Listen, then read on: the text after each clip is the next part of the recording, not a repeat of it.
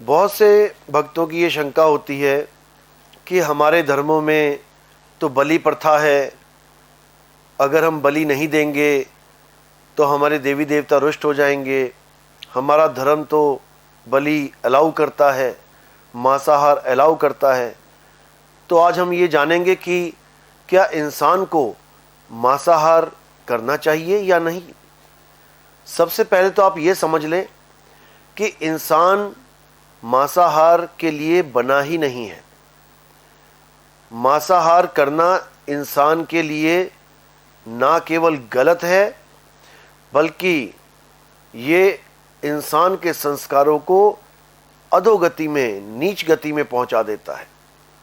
अच्छी तरह समझ ले, इंसान का जितना भी सिस्टम है ये शाकाहारी भोजन के लिए बना है, लेकिन इंसान केवल जीभ के स्वाद का मारा इस मांस भक्षण में पड़ गया। अब ये जो जुबान है, जुबान का स्वाद है, अब ये स्वाद इससे छूट नहीं रहा, इसलिए ये मांसाहार में पड़ गया। और बात रही धर्मों की कि धर्मों में मांसाहार अलाउ है, बिल्कुल अलाउ नहीं है। आप बाइबल भी पढ़ेंगे, आप कुरान भी पढ़ेंगे, उसमें लिखा है कि बीजदार जो फल हैं, बीजदार जो अनाज हैं, केवल यही मनुष्य के लिए बने हैं। इसको आप अच्छी तरह समझ सकते हैं, पढ़ सकते हैं। और जो बलि प्रथाएं हैं, ये तो बहुत बड़ा अभिशाप है धर्म में। बलि क्रूरता की निशानी है।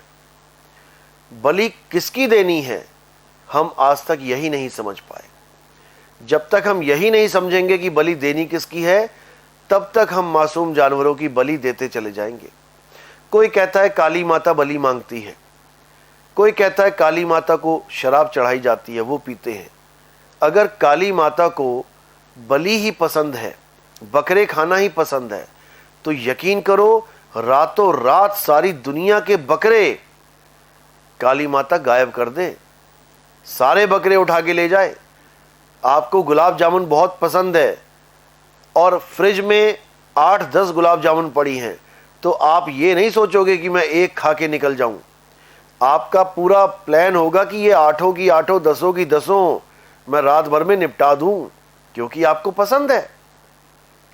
इसी प्रकार अगर काली माता को या भैरव बाबा को, किसी को भी अगर ये बकरों की बलियां, मुर्गों की बलियां पसंद होती, तो तुम्हारा इंतजार ना किया जाता कि तुम आओगे और बकरा लेके गला काट के चढ़ाओगे। रातों रात सारे बकरे गायब कर दिए जाते, वहीं पे भक्षण हो जाता उनका सबका।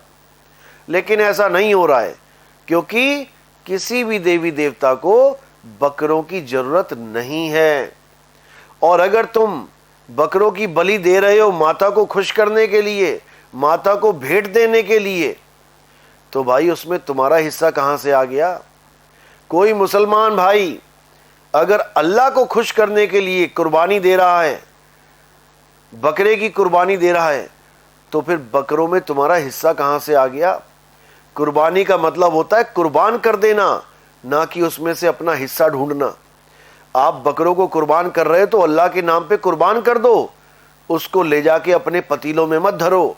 फिर कहां रही कुर्बानी। वो तो आपने अपने लिए, अपने स्वाद के लिए, अपना पेट भरने के लिए बकरे को मरवा दिया। कुर्बान का मतलब होता है कुर्बान, तुम पे कुर्बान जाता हूं, यानी मैं सब कुछ देने के लिए तैयार हूं। लेने का नाम कुर्बानी नहीं होता। इसी प्रकार बहुत सी कुरीतियां धर्मों में आ गई। मुस्लिम धर्म में बकरे की बलि कभी बोला ही नहीं गया था कि बकरे की बलि दो। ये तो एक अल्लाह के प्यारे का इम्तिहान था। अल्लाह ने कहा कि तू वो चीज कुर्बान कर मुझ पे जिसको तू सबसे ज्यादा प्यार करता है। अब उस आदमी ने अल्लाह के सामने नतमस्तक होके अपने सबसे प्यारे बेटे को कुर्बान करने के लिए उसकी गर्दन काट दी थी। वो अल्लाह से झूठ नहीं बोल रहा था कि मेरा बेटा मुझे सबसे प्यारा है। ये बिल्कुल सत्य था, क्योंकि अल्लाह ने फरमाया था जो सबसे प्रिय है, जो तेरा सबसे प्यारा है, उसको कुर्बान कर। और मेरे मुसलमान भाई क्या कर रहे हैं? क्या उनको बकरा ही सबसे प्यारा है? एक बार दिल पे हाथ रख के बोलें कि अल्लाह मुझे बकरे से प्यारा कुछ नहीं है, मैं ये तुम पे कुर्बान देता हूं। दिल पे हाथ रख के नहीं बोल पाएंगे, क्योंकि बकरा किसी का प्यारा है ही नहीं। क्या है प्यारे?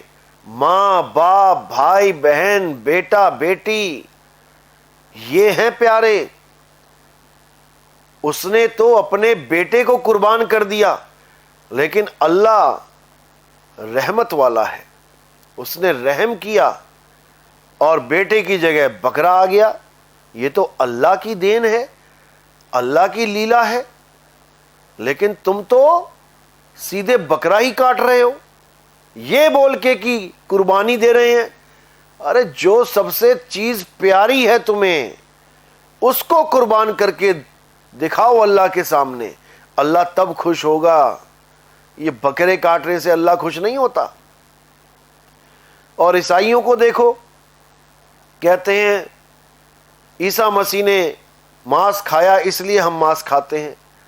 अब क्या मांस खाया? 2 मछली, 5 ब्रेड और 5000 लोगों में बांट दी। ये गुप्त ज्ञान है, ये भेद ज्ञान है।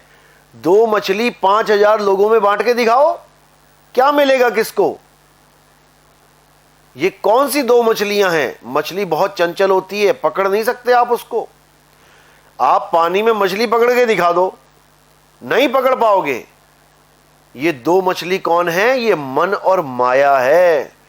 इतनी चंचल है कि तुम्हारे हाथ आने वाली नहीं है, लेकिन उसको मार के और साथ में 5 ब्रेड भी लगा दी। वो 5 ब्रेड क्या हैं? ये 5 तत्व हैं, जिन 5 तत्वों को मन और माया रूपी मछली चला रही है। ये सारा खेल मन और माया का चल रहा है। तो वो 2 मछली मन और माया रूपी है, जिसको मार के, 5 तत्वों को मार के 5000 लोगों को खिला दिया। यानी 5000 लोगों को ज्ञान दे दिया कि मन और माया को कैसे मारना है, 5 तत्वों को कैसे खत्म करना है। तभी तो यहां से जा पाओगे। यही कबीर साहब ने बोला, मन को मार गगन चढ़ जाई, मान सरोवर पैठ नहाई। मान सरोवर में जाके तुम नहाओगे और कागा से यानी कौवे से हंसा हो जाओगे। मन का साथ छोड़ दोगे, माया का साथ छोड़ दोगे, तब तुम हंस हो जाओगे। लेकिन लोग किसी पानी, किसी तालाब को मानसरोवर मान बैठे हैं कि पानी में जाके डुबकी मार के कौवा हंस बन जाएगा। कौवा हंस ऐसे नहीं बन सकता। ये कौवा हंस तब बनेगा जब मन और माया को त्याग के, 5 तत्वों को त्याग के अपने आत्म स्वरूप को प्राप्त करेगा। जिसके लिए गीता में कृष्ण जी ने कहा, हे अर्जुन, जो मन और माया के चक्कर में पड़े रहते हैं, जो 5 तत्वों को अपना स्वरूप माने रहते हैं, वो कभी अपने आत्म स्वरूप को नहीं जान पाते। वो कभी नहीं जान पाते कि तुम एक आत्मा हो, तुम नित्य हो, तुम शाश्वत हो, तुम ही सनातन हो। तुम किसी और सनातन धर्म के चक्कर में नहीं, अपने आत्मा को जान के सनातनी हो सकते हो। क्योंकि आत्मा को जानना ही सनातन धर्म में शामिल हो जाना है, ना कि किसी देवी देवताओं की पूजा करने वाले आज सनातनी बने बैठे हैं। गीता में बिल्कुल मना किया है देवी देवताओं की पूजा करने को, बिल्कुल साफ मना है। अध्याय 7 पढ़िए, 20वां, 21वां, 22वां, 23वां, 24वां, 25वां श्लोक पढ़िए। देखिए क्या लिखा है। एक जगह भी नहीं लिखा कि देवी देवताओं की पूजा करनी चाहिए, एक जगह भी नहीं लिखा। बिल्कुल त्यागने की बात करी है। और जो देवी देवताओं की पूजा करते हैं उनको अल्प बुद्धि, बुद्धिहीन तक बोला गया है। लेकिन हमें समझ में नहीं आ रहा, क्योंकि हमें उल्टे पाठ पढ़ाए जा चुके हैं।